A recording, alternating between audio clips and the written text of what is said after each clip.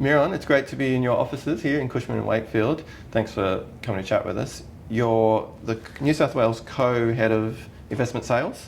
Yep. For Cushman Wakefield. I am. You've been in this role here for a couple of years.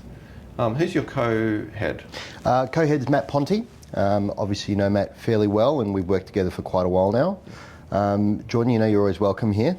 Thank you. I feel very welcomed by Rochelle on our way in. So you've been doing this work for around 25 years or more. Yep. Matt, a little less, coming up on what, 15? Yeah, Matt's about 15. Obviously comes from some good real estate stock as well. Yeah. And that sort of 10 years together, well, 2 years, almost 2 years now here, yeah. Has been pretty much focused on the same sort of stuff we've always done and worked with you on, yeah. which is very eastern suburb centric. Yeah. And the business continues to grow. Yeah. So some new faces here you would have noticed as well. Yeah, no, and it's like you're building a really nice team. They're all great to work with. When you came to Cushman Wakefield, I mean, you could have probably gone anywhere, right, at that point. What drew you to Cushman Wakefield? Yeah, look, for us, we were certainly drawn by the opportunity. We identified the business was certainly in a growth phase, and that's been proven true with our recruitment and our growth both within our team and across New South Wales and various product lines. Yeah. I think looking back now, and although the rearview mirror isn't that long, it's only a couple of years, it does feel like it was the right decision. Obviously some market headwinds and it's challenging for everyone, and we're very mindful of position of not only ourselves but our competitors as well. It is challenging, but it certainly feels like it was the right decision for us. I'm really conscious of like the relationship that you and Matt share, and that's I guess why I wanted to open with that. It is a little unique in that, you know, I think of all the clients we have, a lot of people, you know, working as solo operators, doing co-listings at times, and you know, occasionally you'll see them come up with and do a campaign with someone familiar. You guys pretty much do almost all your things together, right? Yep. How has that come together? You know, did it work well from the start?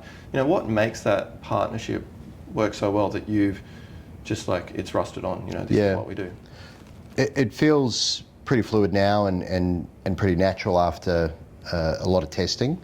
Initially it was a big investment from both of us to come together and form that alliance. We already had similar clients and client base, and I think we aligned very much on our values and what we wanted to deliver to our market as far as our specialty and our level of service. And so that was easy. That was the easy part, fairly organic. And then we just both had the vision for growth. So people would think it's a little bit more challenging than it actually is, but it's worked out quite easy and quite well. So where I guess I have my strengths, Matt differs, so he's very, very good analytically, as you know, and organising our campaigns, and perhaps I have other disciplines and strengths. So that marriage as well complements each other. Yeah, okay. Do you think you could have done it with someone else, or is it? If I'm being really honest, probably not. Yeah. So it was just an amazing moment in time. We both started working together, obviously somewhere else now, but... Certainly like Matt to believe that too, right? That you couldn't have done it. No one can do it without me, of course. No, of course. So I'm very grateful and lucky to have a partner of not only that calibre, but someone you can trust, you can go into battle with, and you know they've got your back. Yeah. You've had some pretty big sales along the way. You've held some records in New South Wales, maybe beyond. There's one in particular I was thinking of, which was 111 Darlinghurst Road. Yep. I mean, does it still stand as a record for a development? I think it's up there still. Yeah. Obviously, it feels like a lifetime ago now, and it was as far as the environment goes. But that was a record for quite a while. That was a unique sale for us, and it was through a very strong relationship we had, and we're lucky with some of those relationships. Yeah. Some of those clients, and we continue to work with them today. They've supported us and allowed us to break those records, or you know. Yeah. Build the business. The two things that come from that are, you know, you don't walk into a deal like that. You know, that's, I imagine, the result of many years of building and relationship and building trust, you know. Not everybody gets handed a listing like that. So I'm interested to hear just, I guess, what led up to those. And there was some big ones in the years before as well. But also that it was financially, you know, like a big number. I'm interested to know how that still rates against deals that you're proud of. You know, maybe there's other things that were much simpler or much lower value that you're more proud of. So do you want to touch on those two thoughts? Yeah, absolutely. I think as far as the quantum of dollars and the deals being done, obviously the one we're talking about, over $100 million. Yes, it's rewarding in many ways, and it certainly gets the headlines. The relationships that you had to sort of harness in order to achieve that are quite special, and it's a real journey over years. And I think there's a lot of agents out there who are really good at maintaining those relationships, servicing their clients, and farming those networks, and over years, ultimately, you do reap the rewards from it. That's just a really good example of that as well. I think if we look at the other deals and transactional value, which could be half or a lot less, they can still be as rewarding, and for very different reasons. And whether it's working with an agent in our team who, that might be their first ever transaction, and seeing them go through that journey, or a client who just really needed our support at that particular time for whatever reason that may be, personal, business, divestment, or otherwise. So I think, ultimately there's a lot of agents who are deal junkies. And we love the thrill of the chase, and sometimes that can be $1 million or $200-300 million. It doesn't really matter. And I think you have to have a little bit of that, otherwise you can get a little bit bored of this business. So those relationships are key. The size of the deal, we're pretty agnostic with it. Doesn't really matter. But the relationships, again, are not just with those clients. It's the relationships we have externally in our business that allow those clients the comfort of working with us. Those relationships, I know we mentioned before, are working with people like yourself, whether it's you, whether it's Damien Cooley, whether it's our designers. It's a full service business. So they come to us going, okay, we've got a full suite of services, not just in our team, but external partnerships that make sure when they do give us these assets, we get the deal done. So that in itself is important. We maintain those as strongly as we do the client base. So you're ready, right? Ready. You can't be have something come across your desk and you not be comfortable and confident in every step of what's about to happen. Of course. You mentioned I guess the excitement of seeing one of your junior members come through and helping them with a deal. And that makes me think a bit about mentoring, which is a theme that I've been asking a bit about in these interviews. I'm really interested by. So I see the guys that you're mentoring and have mentored. I really enjoy when we're working with Henry and Jake. And so I'm interested to know about what you're trying to achieve, or what you enjoy about that relationship in the team that you're building. But also how you were mentored, and if you had some recollection of lessons that really stuck out to you that are still true.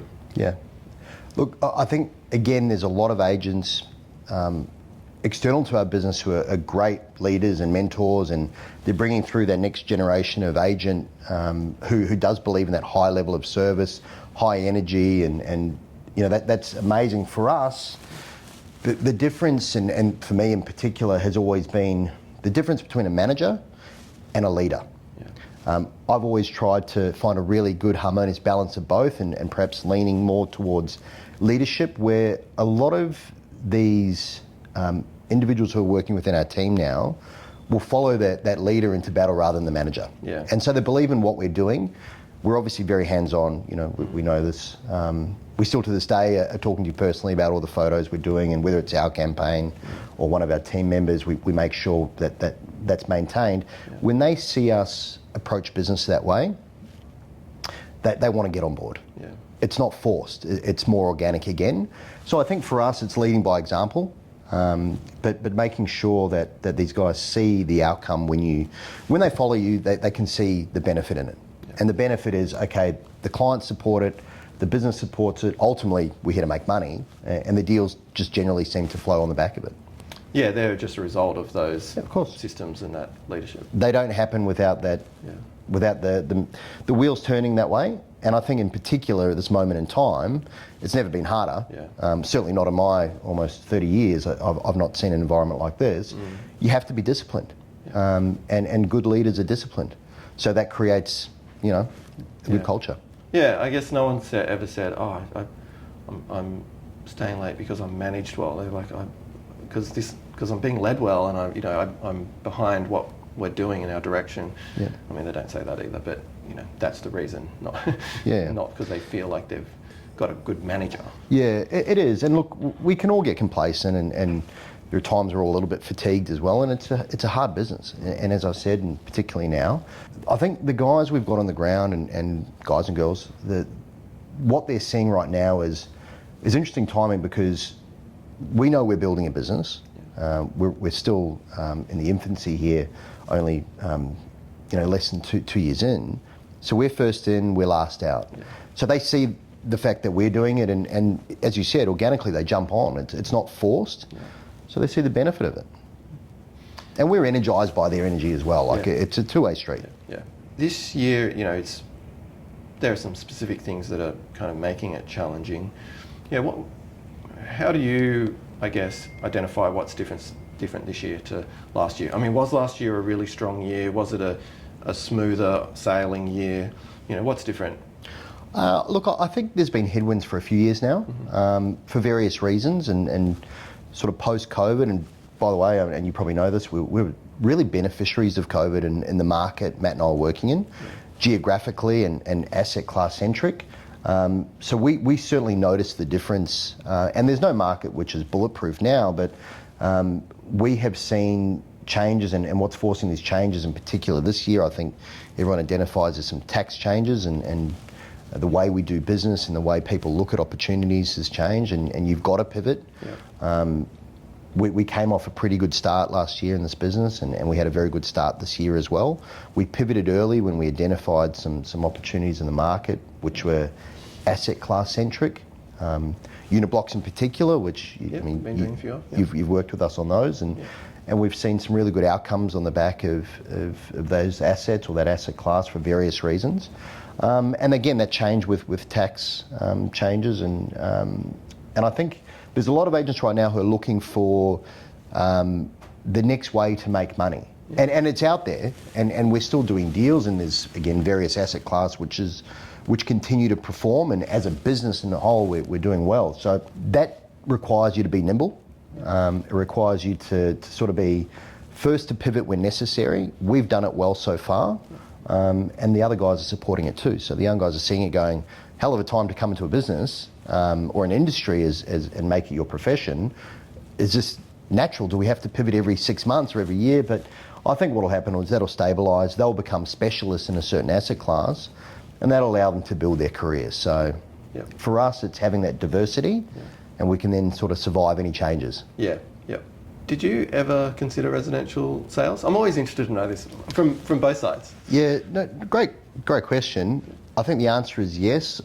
I think a lot of commercial agents do or have throughout their careers.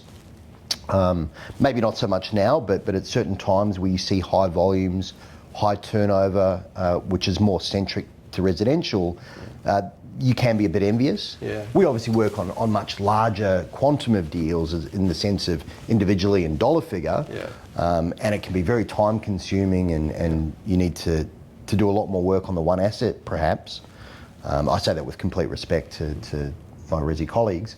But and I think in particular now, or in recent years, there are residential agents providing really incredible service. Outside of being an individual, it's the ability to utilise social media.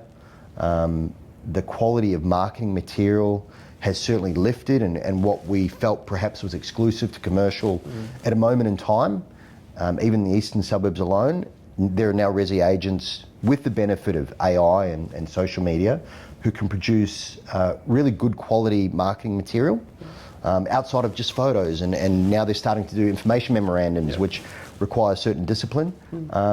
So I think we're looking at that and going, okay, let's learn a bit from the resi guys. And we certainly don't want to belittle them, and perhaps in the past, commercial agents who have had the resources, the analysts, the marketing designers internally, and our big machines, we're noticing that they're starting to do it really, really well. So we're looking at that closely. A lot of our clients, and this is more sort of, I guess, centric to what Matt and I do, is we work with a lot of clients in the East who have really strong relationships with residential agents. And from time to time, we do campaigns. We've got another one coming up, and you'll be doing the photos for them. where we're working in conjunction with a resi agent. And that's always really interesting as well. Yeah. We love it. It's great for us because those resi agents, whether they're incredibly experienced or new to the industry, they quite often, we build that relationship. Again, it's really important to us. Next time they get something complex or has a few hairs on it, we want to be the agents they go to. And so we tend to get repeat business from it, like we do from the clients. We do that with the resi agents in our market as well. It's always just another perspective, is always useful. Yeah, and it's not hard to be a decent person to work with. So the approach, the approach we take, it's I'd like to think that people want to work with us, and that's not just clients for the various reasons we spoke about. Well, we certainly do. We're really trying to build relationships with, and we have, and I'm really thankful actually for the things we've stuck through, and there are times where it's challenging and where, you really, ask things of us that push us, and that's been a great thing. You've been patient with us at times when you needed to be, and you've been really encouraging. And I've actually felt really enabled by you actually to make decisions. I actually remember a time when I was struggling with one of our clients, and it just happened that you were calling at the same time to really approach a similar problem from a completely different angle, where in one sense we kind of felt like we were being taken advantage of a little, and you actually called not in relation to that, but on this other deal that we were doing, and you said, hey, we've got this budget, you've been really helpful with these other projects, like how can we really amplify this one and help you guys out? And it just made me kind of realize, oh, that's such a contrast. And at that time, it was really key for our business, where you said, hey, you can choose. Like, you can choose who you want to work with. And I think of that a lot, and I'm really, it's part of the forms of appreciation I have for you and for your team. Thanks, mate. Appreciate that. As I said, it is a two-way street, and you've got to give back, not just to the young guys working here, but the partnerships that are valuable to us. And the same applies to both our businesses. The ability to say no is one of the hardest things to learn. Yeah. And you don't always get it right, but in some cases it's ripping the Band-Aid off, and we say no to clients from time to time when something doesn't align with perhaps our expertise or our values. You've got to know which battles to pick, especially now. So we're investing that energy when it is harder to make a dollar, whether that's volumes up or competitors or whatever that may be. It comes with a bit of grey hair, and I have plenty now, but that's something that I've learned to my business, and I'm trying to teach the young guys as well. So I'm glad that I was able to help you there. Yeah, no, I think of it a lot. I think the things that we've said no to have actually always been the most notable things that have unlocked, growth for us. Yeah. Yeah, it's not so much the things that we keep saying yes to. It's and it's not just because you're being harsh or you're being a bit haughty or above certain things. It's just that recognizing, hey, this is where our energy should go, and this is a deal I might like. This is a project I might like working on, but is it really, where we want to position ourselves? And yeah, sometimes it's actually saying no to things that would be really good to do, and you might enjoy, and you might do well. Yeah. But it's no. This will actually take my focus away from where I really do need to be moving us. That's how I've felt it. Question for you now. Sure. And this is maybe a little bit of a say no.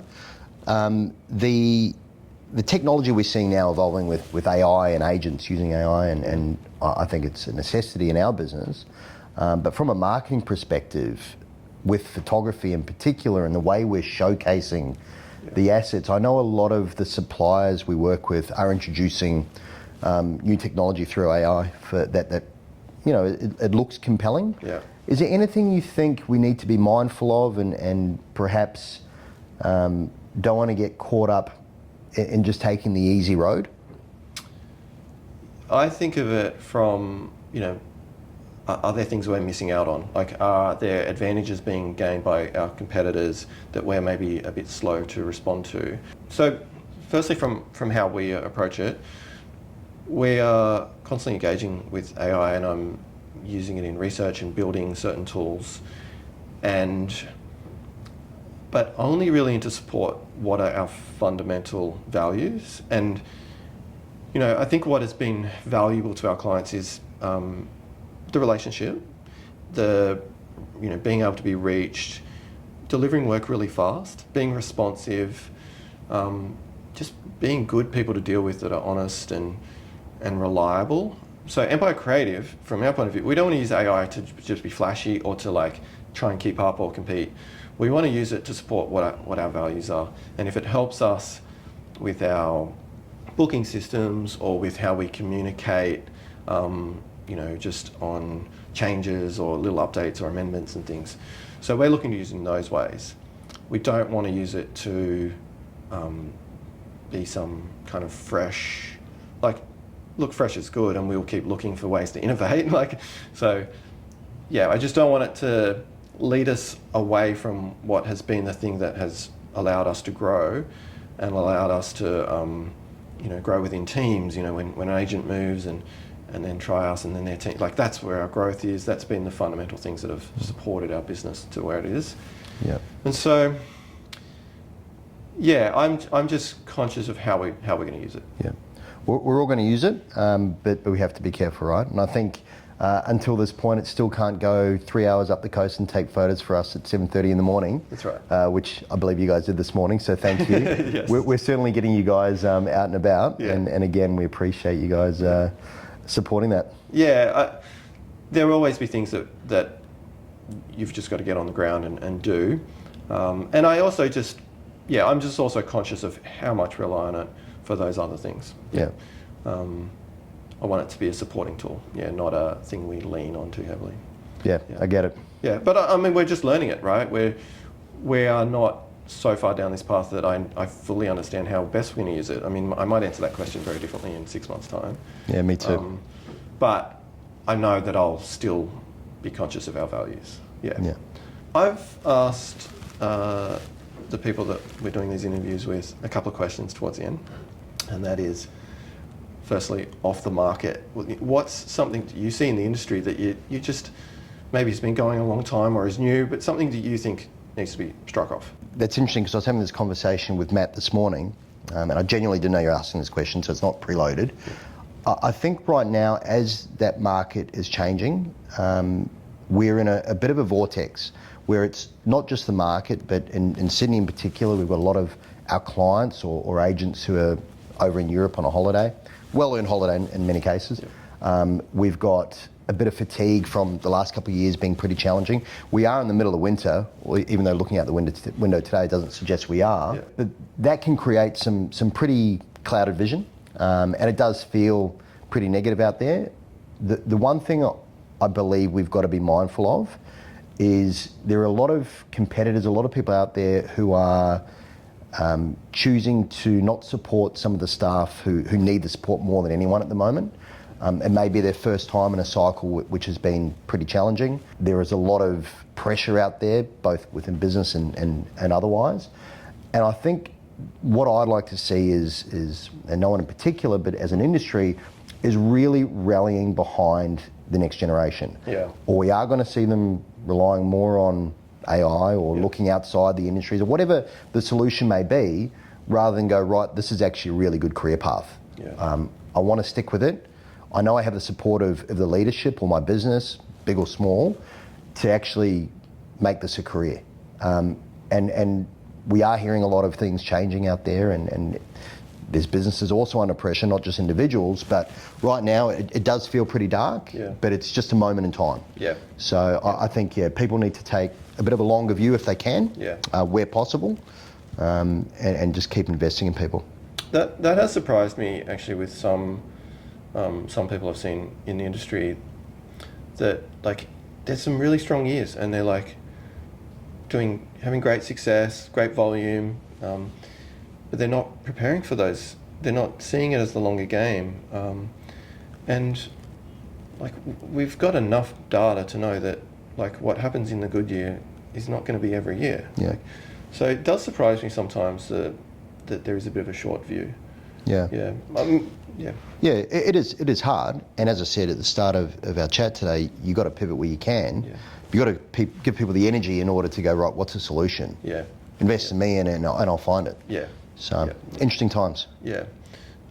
The other question is like on the rise, what we want to see more of, but I think you've probably answered it in the same way. You know, it's like on one hand, it's like don't take this opportunity to like retract and you know, like actually let's support your teams through this. Let's ride it out. Like there are going to be good times ahead. Like there have been good times behind. Like take the longer view.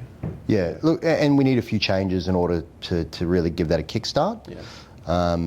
But I think right now there's, from our clients' point of view, whether that's new clients or clients who've relied on our expertise for 20 plus years, they're looking for the safe pair of hands. Yeah. They want the experts now more than ever. And those experts are not just someone with grey hair, but it's someone who has that team or the infrastructure around them, and the suppliers and the partnerships and the professionals to get the outcome. Yeah. So. And they're sticking by it. They're not, you know, reducing their team. Like they're showing confidence in their own team and their own ability to. Absolutely. This, yeah.